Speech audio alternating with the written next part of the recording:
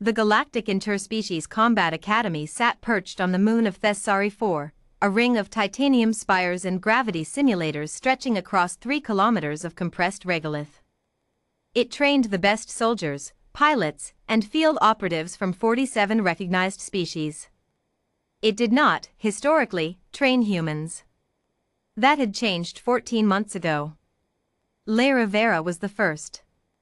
She was not what the Academy had expected. The enrollment board had anticipated something monstrous. The rumors about Deathworlders had circulated for decades. Towering. Heavily armored by nature. Built for war. What walked through the intake gates instead was a young woman, 1.7 meters tall, carrying a duffel bag over one shoulder and a battered paperback novel in her free hand. She had dark circles under her eyes from the 40-hour transit. She yawned during the biometric scan. The intake officer had stared. Lyra had smiled. "Is there a cafeteria? I could really go for something hot." 14 months later, she was still the smallest cadet in her cohort. This fact delighted Dravak, a Karathi cadet, nearly 3 meters of dense mineral-laced musculature, with 4 upper limbs and a jaw that could shear steel plating. He had been making Lyra's life uncomfortable since week 2. Not openly violent, the Academy had strict rules against that, but Dravak had a talent for the kind of cruelty that lived just beneath the threshold of official consequence. Today, the cohort had gathered in Training Bay 7 for the quarterly assessment. Open floor, high ceilings, observation platforms above.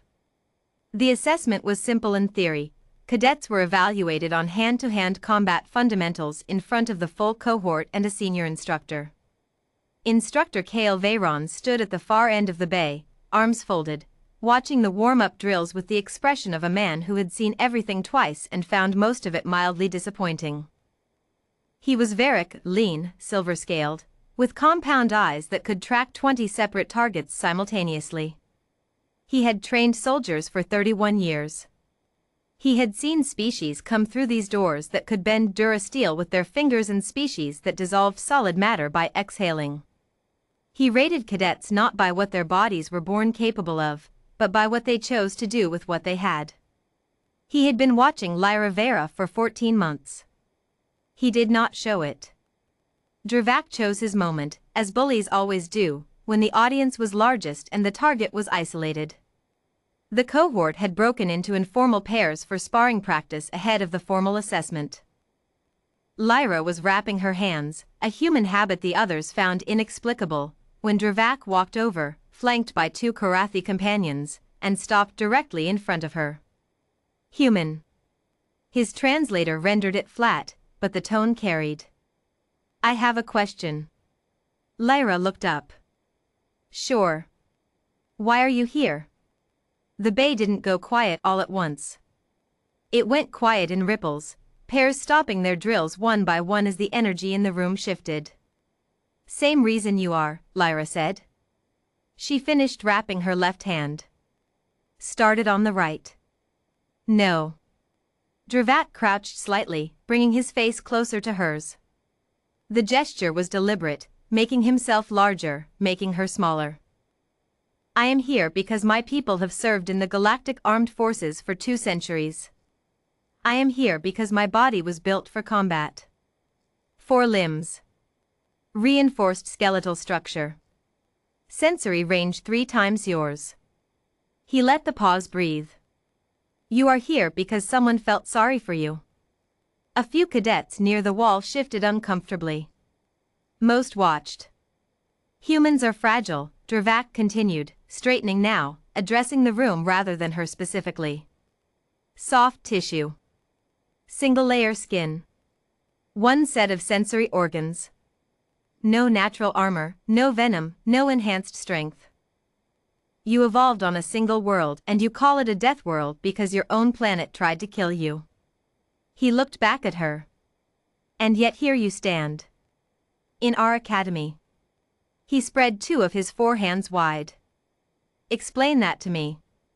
Lyra finished wrapping her hands. She flexed them once.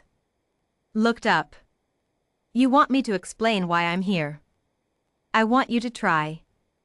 Okay. She tucked the loose end of the wrap under and stood straight.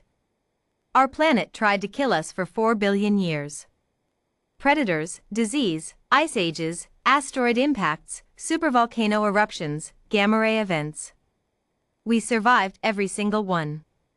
Not because we were the strongest species on the planet. She tilted her head slightly. We weren't. Not because we were the fastest. We weren't that either. We survived because when something tried to kill us, we adapted. We learned. We got creative. A small pause.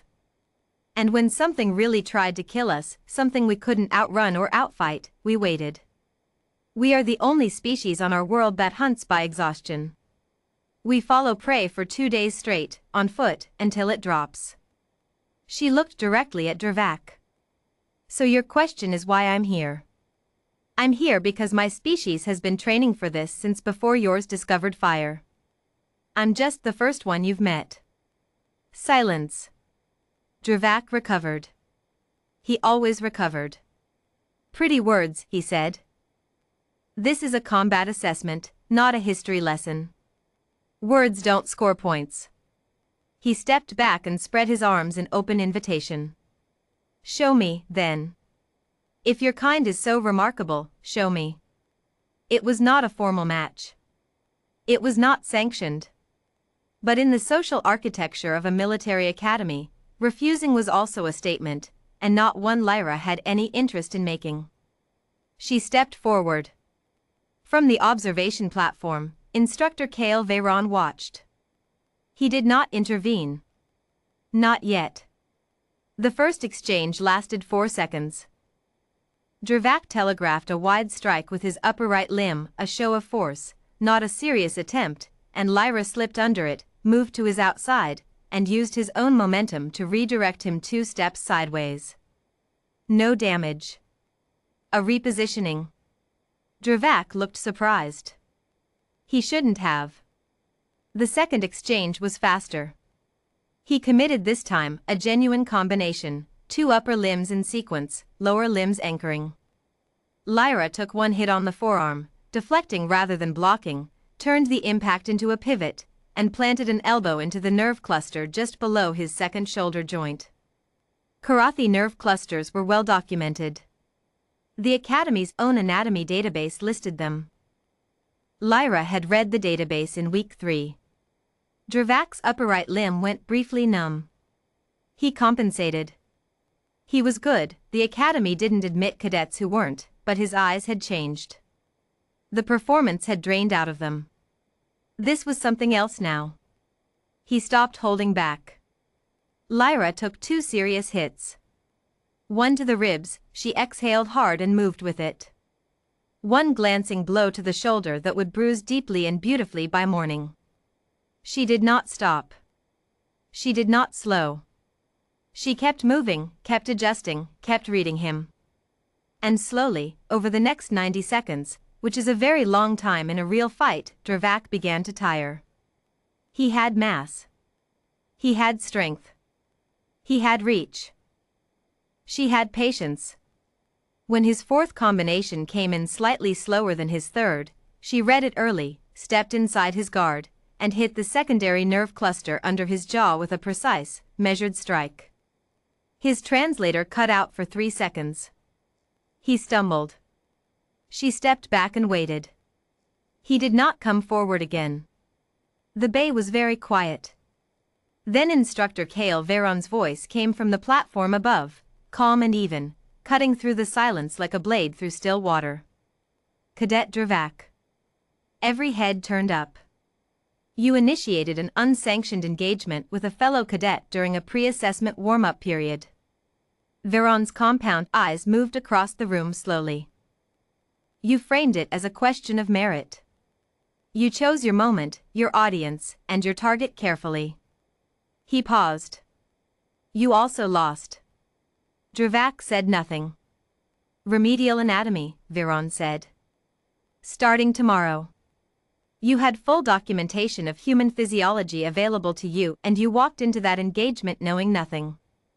That is not a strength problem. That is an intelligence problem. He let that land. Report to my office after the formal assessment concludes. He looked down at Lyra then. Vera. She looked up. Sir. Your rib.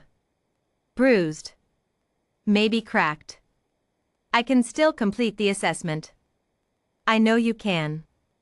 A pause. Something shifted, very slightly, in his expression. Your footwork in the second exchange was sloppy. Work on it. He unfolded his arms. Otherwise, adequate. From Kale Veyron, in 31 years of instruction, adequate was the closest thing to a standing ovation he had ever given anyone in a first-year cohort. The cadets who had been there long enough knew that. The ones who didn't, would learn. That evening, Lyra sat in the medical bay while a scan confirmed 2 cracked ribs and 1 spectacular bruise. She read her paperback novel and waited for the bone-knit patch to set. She was smiling. Somewhere out there, 47 species had decided humans were the most terrifying thing in the known galaxy. They weren't wrong. They just didn't know the half of it yet.